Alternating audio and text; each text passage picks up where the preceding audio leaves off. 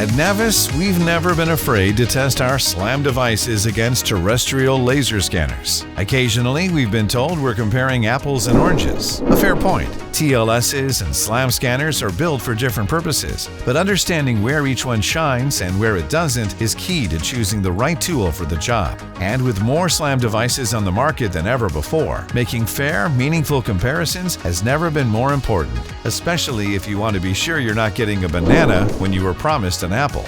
So let's sort through the fruit salad and see what's really going on. We scanned two typical environments without using control, an MEP room and an office space.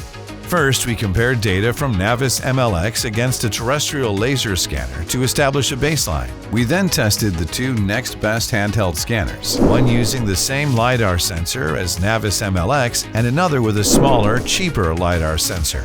These two scanners are often said to produce data that's good enough, but as you'll see, the quality of a point cloud depends on much more than just the sensor. Taking a closer look at the details, the differences become clearer. The NavVis MLX scan reveals finer details, such as flanges and valves. The point cloud is cleaner, with a high level of detail and very little noise or spray.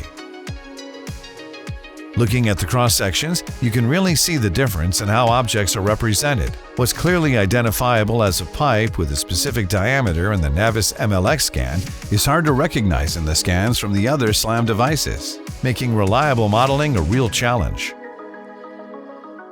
Cuts of the NavVis MLX data show clean, sharp edges and corners, the result of more than a decade spent refining our SLAM technology and data processing, so customers don't return from the job site with tilted geometry, double ceilings, and hours of work wasted.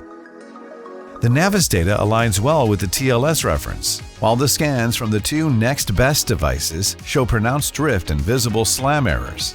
Since these errors weren't visible in the user interface during capture with the other two devices, careful quality control is needed before data delivery to avoid losing trust.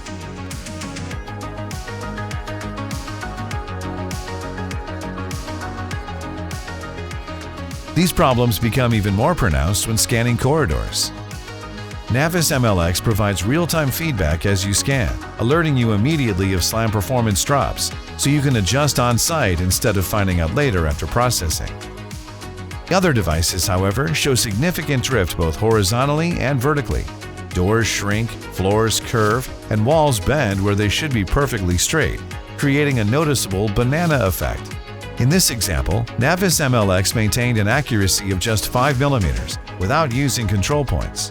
Meanwhile, the same corridor scanned several times with the better of the two third-party devices deviated by as much as 20 centimeters.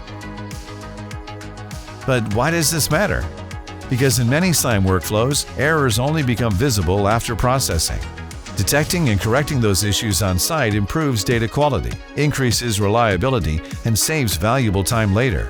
And this is exactly where customers can be misled, being sold bananas as apples or oranges.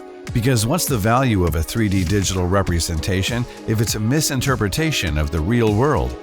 At the end of the day, it's about using the right tool for the job and trusting the data you collect. At NavVis, that commitment to reliability is what drives us. Because knowing whether you're working with an apple, an orange, or a banana makes all the difference. And when quality matters, only the right fruit will do.